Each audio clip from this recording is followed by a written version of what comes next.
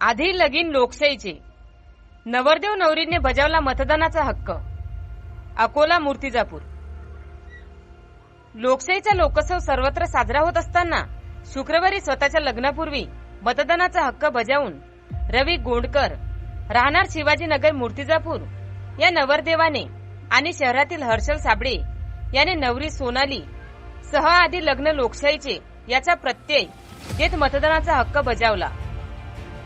लग्नानंतर नवरदेव हर्षल साबळे व नवरी सोनाली यांनी मतदान केले।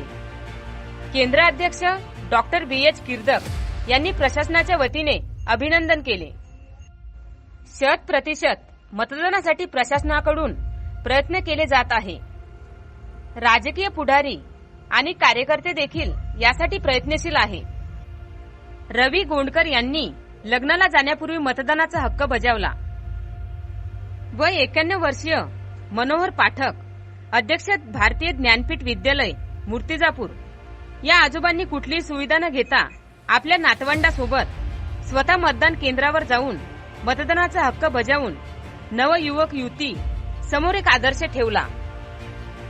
तर येथील गाडगे महाराज विद्यालयाच्या विकलांग मतदान केंद्रावर दोन्ही पायाने अपंग असलेल्या एका युवकांनी जातीने मतदान करून आपला हक्क बजावत मतदान जागृत करत इतरांनाही मतदान करण्याचे जणू संदेश दिला असावा।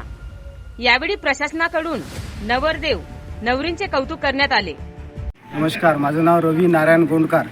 आज माझा विवाह संपन्न होत आहे, पण आज विवाहाच्या पहिले मी भारताची सर्वात मोठी असणारी लोकशाही आहे आणि ती लोकशाही टिकवण्यासाठी सर्वांनी मतदान करणे काळाची गरज आहे आणि हे मतदान सर्वांनी करावं असं या प्रीत्यर्थ मी आवाहन करतो। आणि या मतदान करण्यामुळे आपल्याला आपला योग्य उमेदवार निवडता येतो।